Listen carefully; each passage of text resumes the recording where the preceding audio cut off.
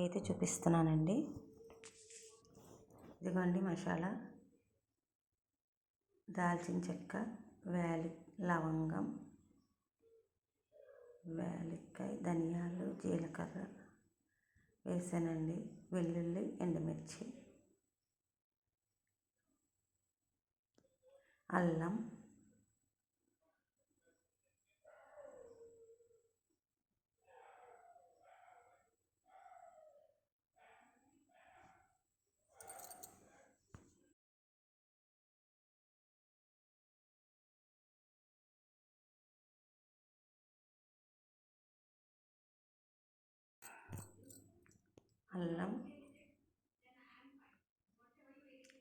ఎండుమిర్చి. ఇది జీడిపప్పు నూక అంటారండి. అది మనకి కిరాణా షాప్లో కానీ ఎక్కడైనా దొరుకుతుంది. అది జీడిపప్పులో జీడిపప్పు రవ్వ అండి. అది జీడిపప్పేనండి, అంటే జీడిపప్పులో రవ్వ అంటారు. అది మసాలాల్లో వేసుకుంటే బాగుంటుందని అది విడిగా రవ్వలాగా తీసుకొచ్చారండి. అది కూడా నేను వేసాను మసాలా పేస్ట్లో. అదిగోండి కొంచెం వాటర్ అయితే నేను యాడ్ చేస్తున్నాను.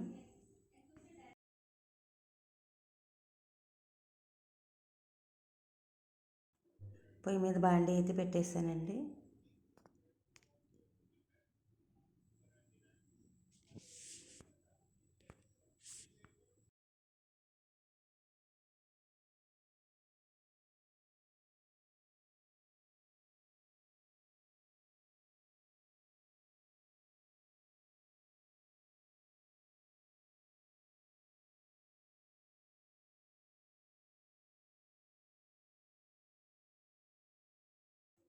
ఆయిల్ అయితే వేసేసాను.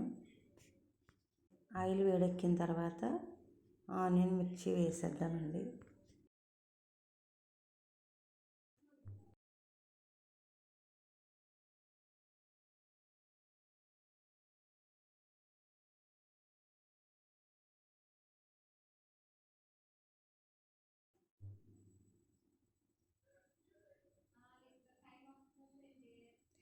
ఆయిల్ వేడైన తర్వాత ఆనియన్, మిర్చి వేసి ఫ్రై చేద్దామండి.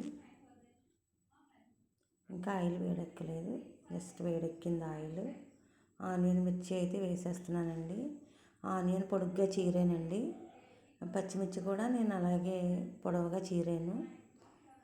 వంకాయ, బంగాళాదుంప కూరలోకి ఇలాగే కట్ చేసుకుంటే బాగుంటుందండి.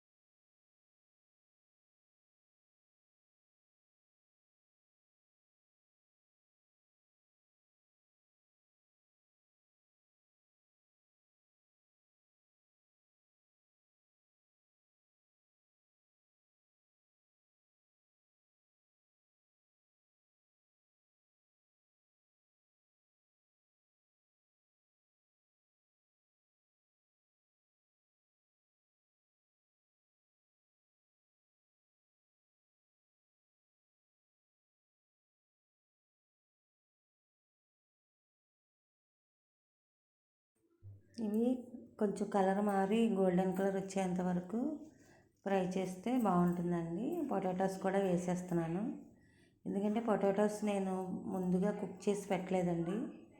అందుకనే బాగా బాయిల్ అవ్వాలి కదా, కుక్ అవ్వాలి కదా బాగా అని నేను ఏం చేస్తున్నానంటే ఫస్టే వేసాను. రుచికి సరిపడా నేను సాల్ట్ వేసానండి. కొద్దిగా పసుపు కూడా వేసాను, ఎందుకంటే పొటాటోస్ అయితే బాగా కుక్ అవ్వాలండి. అందుకని నేను ఉల్లిపాయలు కొంచెం వేగిన తర్వాత పొటాటోస్ అయితే వేసేసానండి. ఇదంతా బాగా కుక్ అయిన తర్వాత అప్పుడు మనం వంకాయ ముక్కలు అయితే యాడ్ చేసుకుందామండి.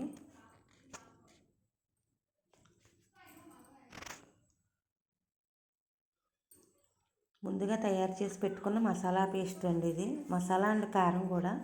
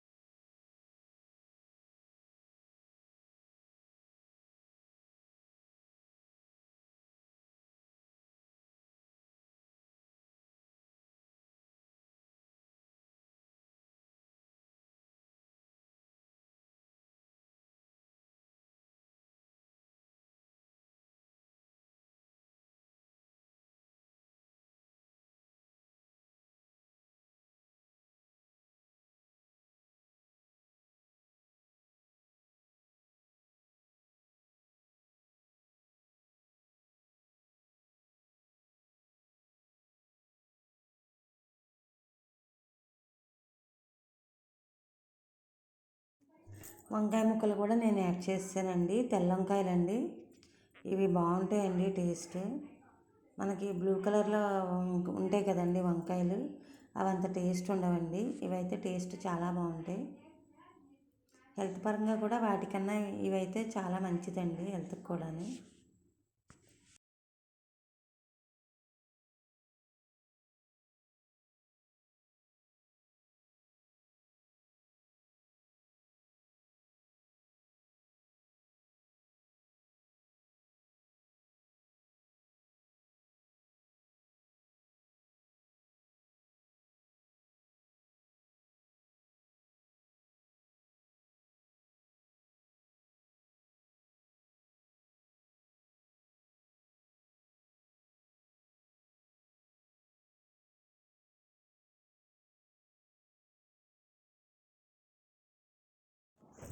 చక్కగా అలా కలిపేసుకోవాలండి అంతా. చక్కగా కలిపేసుకున్న తర్వాత మనకి ఇప్పుడు మిక్సీ జార్లో మసాలా ఏదైతే రుబ్బామో అందులో కాస్త వాటర్ యాడ్ చేసేసుకుని చక్కగా ఇందులో వేసేయాలండి. కాసేపు మగ్గిన తర్వాత అప్పుడు వేద్దామండి వాటరు. చూసారా ఎంత బాగుందో. ఇంకా మగ్గాలండి, ఇంకా మగ్గితే బాగుంటుంది.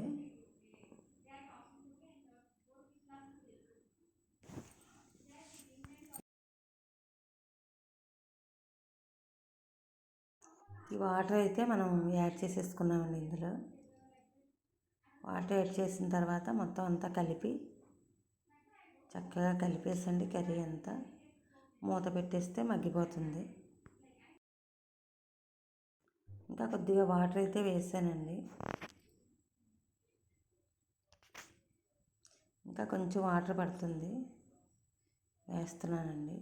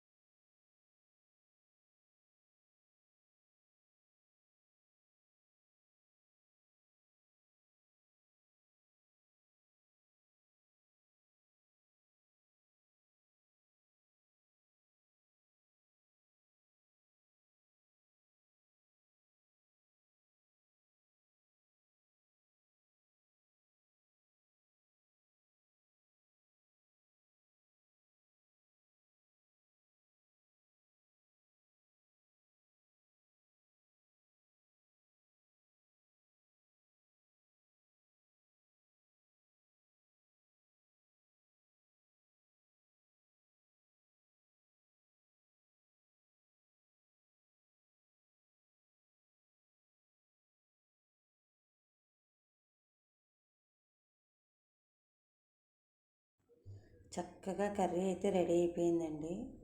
స్టవ్ కూడా ఆఫ్ చేసాను. దీన్ని చక్కగా వడ్డించేసుకుని